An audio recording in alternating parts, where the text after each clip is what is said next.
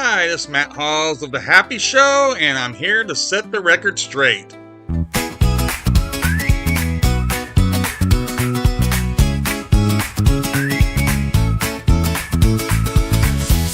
the record straight, setting the record straight, setting the record straight. Gee, it sure is great to set the record straight. I wasn't going to do another video concerning Corey Feldman, but this video actually has more to do with his father, Bob Feldman. I noticed that in my searches online that the elder Feldman has been conflated with another man of the same name, who was roughly the same age and was also a musician. This kind of error can be excusable, but sadly it's one that's been repeated supposedly by reliable news sources and entertainment sites and such. The Bob Feldman who wrote the classic pop songs I Want Candy and My Boyfriend's Back did not father Corey Feldman, or as far as I know ever met him, and apparently he was not related in any fashion that I'm aware of. They just shared the ssame surname. For example, the IMDb incorrectly gives the wrong bio for Bob Feldman, Corey's father. It uses mostly the information that pertains to the other Bob Feldman, who was a member of the pop band called the Strangeloves. Okay, so anyway, let's delve into this confusion, and we're going to try and straighten out the matter of who was Bob Feldman. We'll start with Corey's father. Okay, so Corey Scott Feldman, that's his full name, was born July 16, 1971 in Reseda, California, to parents Bob Feldman and Sheila Ney Goldstein Feldman. Corey has 4 siblings. I assume they're all still around. Mindy, Eden, Devin, and Brittany. His mother, Sheila, was at one time a cocktail waitress. I'm assuming that's what she was doing when she met his father.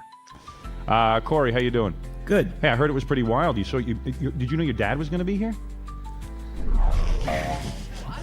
Yeah. No. Gary told me. Is that true? You didn't know he's going to be here? No. I'm not setting you up, man. I didn't know. Yeah, right, please. You believe that? Did you raise Corey? I raised Corey. Really? But you guys broke up? And I'm proud of him. You broke up because you took all of Corey's money, supposedly, or what? Supposedly, well, all I can say is I can't say it's wrong. I can't say it's right, and I can't say it's wrong, but I can say I love my son. Are you upset that your father took 15% of your money? If he took 15%, I would have been happy. Right. What'd you say? Whoa. When I turned 50 and I got legally emancipated, and this was all brought up, legally in court, I had $40,000 left to my name when I turned 15. Right. And I had to start all over on my own. And at that point, I had to go to court to be emancipated, and the only way my father, who loves me so much, would sign the papers to release me is if I paid him $40,000. Corey's father, Bob Feldman, was raised in San Fernando Valley, a suburb of Los Angeles. According to his LinkedIn profile, and yes, he has a LinkedIn profile, I found that when I was doing my research, he's a second generation out of 3 generations in the entertainment industry. It says he received an associate's degree from Pierce College in Los Angeles. His career has included being an entertainer, a public speaker, and a talent management veteran. And he hosted a TV rock variety special called Ripoff. On Discogs, it's written that Bob began playing his bass in 1964 with his first band, the Minutemen, not to be confused with the later punk band by that name. The Discogs bio for Feldman has some information that was apparently lifted from an interview with him.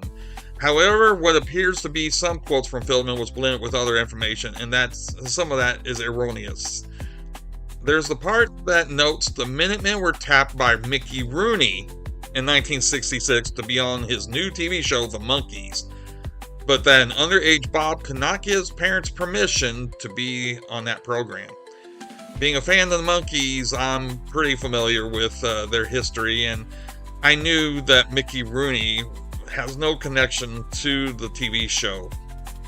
They were confusing Mickey Rooney with Mickey Dolenz. So when I guessed that it was about him, I thought, okay, I'm going to check this out and see what information I can find on that, and I did end up finding a website. And the website I found was Spartans-Minutemen.com. And it's ran by a former band member. Mickey Dolenz attended Valley Junior College in San Fernando Valley, so the same area that Bob Feldman grew up. And according to the Monkey's book, he formed his first group, the Spartans, in 1963. Now, see, it said he formed it, so that leads you to believe that it was his group. I'm not clear that it was his group. He was a member of the Poor Boys, which members would join the Spartans. I'm not sure if he really was technically a member of the Spartans or not. Anyway, it says he joined them in 1963.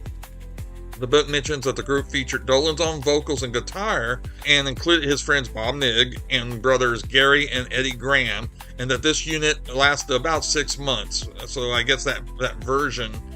But then again, I'm not sure. We're talking about the poor boys of the Spartans here, because they say in the book the Spartans, but that may not be accurate according to the website written by members of that group. The book gets the brothers' last name wrong, mixing it with another band member. The brothers were actually named Gary and Ed Craig. Gary Graham, the group member of the book whose last name was attributed to brothers, did not have a sibling in that group. It's basically the group evolved, as I understand it, from the Poor Boys into the Spartans. And the Minutemen were an offshoot of these bands of sorts. Bob Feldman was not in the Poor Boys nor the Spartans, based off the information I could find. Bob Feldman didn't join until the Minutemen. The Minutemen was a name change when the Spartans reorganized in 1964. I'm a rock and roll musician. I've done extremely well. All right, what's wrong with They that? may remember my group, I guess. What group was that? The Beatles? Actually, I did play with the Strawberry Alarm Clock for a while. You did? Yeah. Did you know that, Corey? Your dad was with the Strawberry Alarm Clock? I was very impressed. Right. Feldman is also often noted as having been a member of the psychedelic pop band The Strawberry Alarm Clock, known as a one-hit wonder for the 1967 classic song, Incense and Peppermints. Incense and peppermints, the color of time. Who cares what games we choose? Little to win, but nothing. But if you want to be technical, he wasn't ever really a member of the Strawberry Alarm Clock at all. It was an offshoot band again, but this was basically a knockoff. It wasn't really connected, other than through the producer, to the other band. And I've got some of this information off of a website called unwindwithsac.com. The singer for Incense and Peppermints, Greg Munford, was never a member of Strawberry Alarm Clock, but was a friend of the band who sat in for the recording and took lead on that track that wound up being their big hit. The band's manager and producer Bill Holmes sought to exploit the success of the song and placed Munford in a new band which was named Strawberry SAC. While some sources mention that Strawberry SAC featured some of the members of the original Strawberry Alarm Clock, this is not correct. Only Greg Munford had any connection to the original band, and as mentioned, he was technically not a member of that band. He was actually just a guest vocalist on that one song, their only song that really made a hit. According to Discogs, sometime in 1967, Feldman was called by his friend Jack Belan. Excuse me, I'm not going to pronounce all these names properly, I'm guessing, but Jack Belan, to join the new version of the Strawberry Alarm Clock that Bill Holmes was reforming. Bill Holmes, again, was the producer. Bob Feldman is quoted as saying, "For several months, our group was recording and promoted as the Alarm Clock. Unknown to us, Holmes was in a legal dispute regarding the name, and we were renamed Strawberry SAC. The entire album is completely original and used no outside composing or lyrics. The others were writing, and each of us composed our own instrumentations. Although Holmes' credit appears on almost all the songs, I'm not aware he contributed." And there's comments from Bob Feldman's former band members from the Strawberry SAC, who also say this Holmes character did not actually have anything to do creatively with the band and just put his name on things. In a couple of months, we had written, produced, and publicly performed the album Crystal Circus, which is what they were going to name their album. And as suddenly as it began, it was over. Holmes broke up the group and took the master tapes to Italy and disappeared, and we would never hear from him again. Okay, so I'm going to mention here that, as I understand, the Crystal Circus was released in 2001 and there was 12 tracks, I think it is, on the album. And so it did actually get a release eventually, but they called the band itself Crystal Circus, even though, as this information says here, the album was going to be Crystal Circus, and the band at that time was the Strawberry SAC. The band, it had members Gary Solomon, aka Gary Solo, Greg Munford, Bob Feldman, Jack Belan, Bruce Turner, and Terry Ray. So those were the members of Strawberry SAC, not the Strawberry Alarm Clock.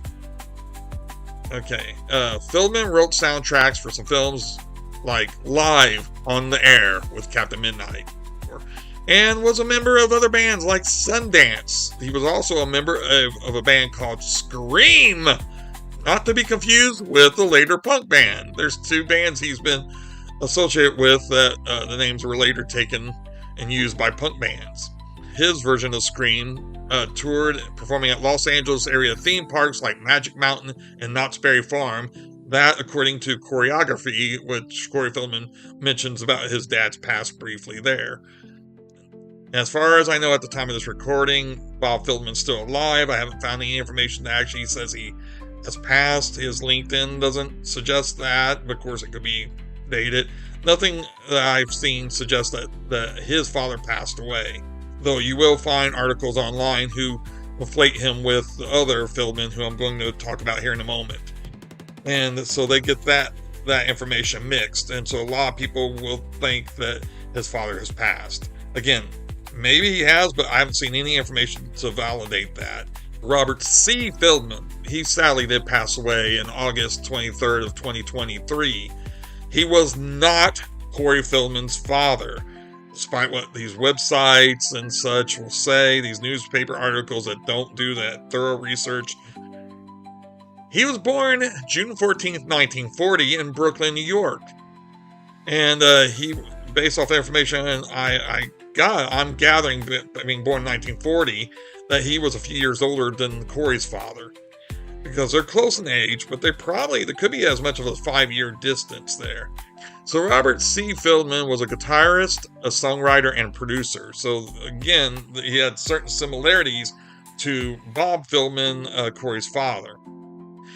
His first published song, The Big Beat, became a theme song for pioneer rock and roll DJ Alan Freed, with partners Richard Goddard and Jerry Goldstein, presumably no relation to Sheila Goldstein, which was the woman who married Corey's dad. They produced together or wrote songs for The Angels, My Boyfriend's Back. My boyfriend's back and you're gonna be in trouble. Hey la, my boyfriend is back. Jerry Lee Lewis, I'm on Fire, The McCoys, Hang On Sloopy, and many other acts from the 50s and 60s. So he's considered a giant of the 1960s Brill Building pop, where the Brill Building is where a lot of famous songwriters, especially in the 60s, created a bunch of tunes that were big hits. They produced more than 100 songs together between 1962 and 1966, many of which are considered classics of the era. The Strangeloves was a band that Robert Feldman was part of, not Corey Feldman's father, Bob. And Robert Feldman was a member of this band Strangeloves during the British invasion era of 1964. The three guys, Feldman, Goldstein, and Goddard, they pretend to be a band of zebra-vested brothers from down under who escaped their parents' sheep farm to play rock and roll. They did have that hit called I Want Candy.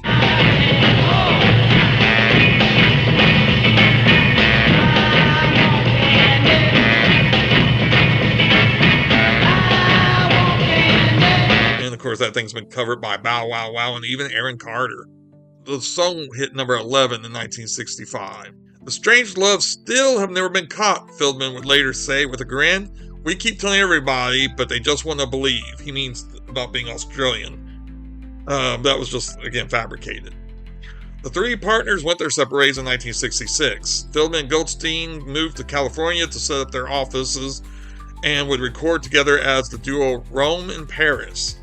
Feldman moved to Nashville in the late 1990s to work in the music industry there. So basically, to reiterate, there were two musicians that were close in age and members of bands during the 1960s. One from the East Coast, originally, and the other from the West Coast. And they both shared, the same name. It's the West Coast Bob that spawned the movie star we know as Corey Feldman. And the East Coast Bob, Robert Feldman, was a member of the Strangeloves that co-wrote a number of classic pop tunes. So hopefully that will straighten this thing out. The poor guy, Robert C. Feldman, when he passed away, there were so many sources that was saying that he was Cory's father in his obituary and things like that. And the man has 2 daughters and no sons. And anyway, I'm hoping this will serve as a resource and reference for anyone that wants to set the record straight. And I'm going to go ahead and just close this video out and say thanks, and keep watching the next videos. Subscribe, like, all that other nonsense that people tell people to do. Yay! Setting our record straight. Setting our record straight. Setting the record straight. Gee, it sure is great to set the